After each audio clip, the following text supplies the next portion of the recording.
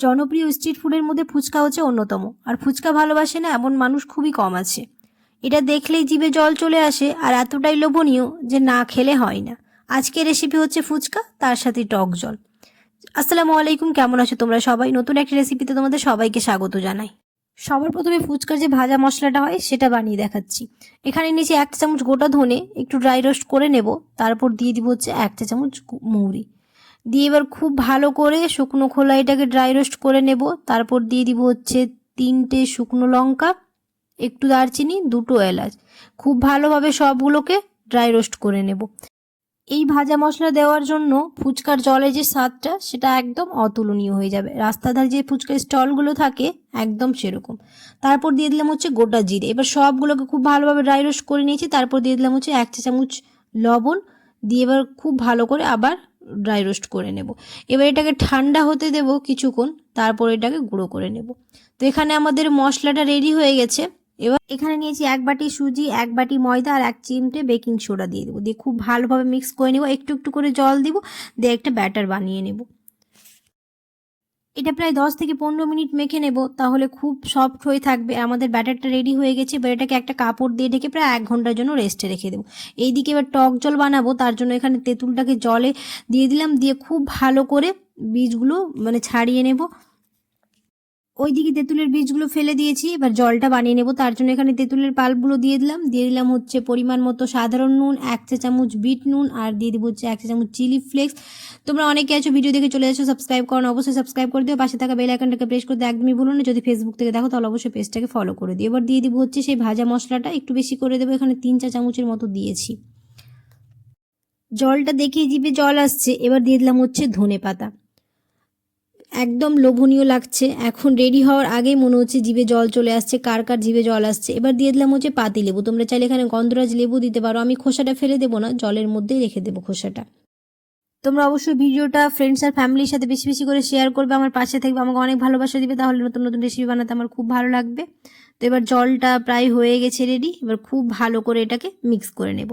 এখানে স্বাদটা আরও দ্বিগুণ করার জন্য এখানে দিয়েছি হচ্ছে আমি 2 প্যাকেট জলজিরা। এটা অপশনাল, তোমরা চাইলে দিতে পারো, নাও দিতে পারো। আমি এখানে দিয়েছি, তাহলে খেতে খুব ভালো লাগবে। হয়ে গেল আমাদের ফুচকার জল রেডি। এবার সবগুলো খুব ভালো করে মিক্স করে রেখে দেবো। দেখে জিভে জল চলে আসছে। কার কার আসছে তোমরা অবশ্যই কমেন্টে জানিও। আর দেখতে কতটা টেম্পটিং হয়েছে। এবার আলুটা মেখে নেব। এখানে আমি আলুটা বয়েল করে নিয়েছি, পটেটো ম্যাশার দিয়ে আলুটাকে ম্যাশ করে নিলাম। বাইরে কিনে খাই ফুচকা, কিন্তু খেয়ে মন ভরে না। বাড়িতে আমরা খুব সহজে এরকম করে বানিয়ে ফেলতে পারবো, তাহলে মন ভরে খেতে পারবো, আর একদম দোকানের মতোই হবে।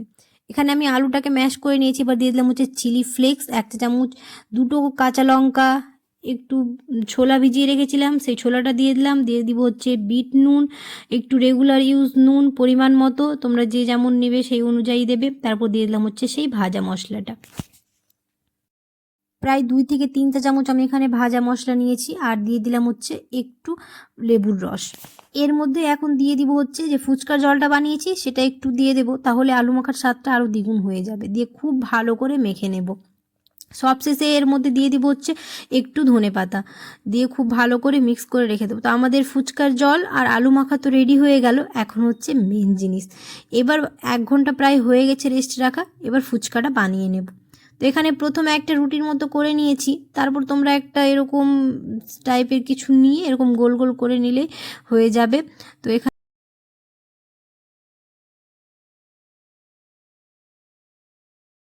তেল গরম হয়ে এসছে। এবার এক এক করে দিয়ে সবগুলো ভেজে নেব। আর দেখতেই পাচ্ছ কেমন ফুলে যাচ্ছে, একদম দোকানের মতোই হয়েছে। তোমরা অবশ্যই এরকম করে বাড়িতে একবার ট্রাই করে দেখবে। বাইরে কিনে তো আমরা প্রায় খেয়ে থাকি, বাড়িতে বানিয়ে খাওয়ার মজাটাই আলাদা।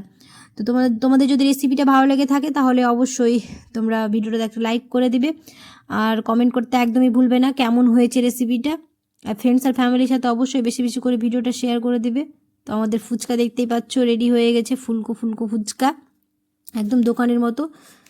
চলো তাহলে ভিডিওটা আজ আমি এখানেই শেষ করছি।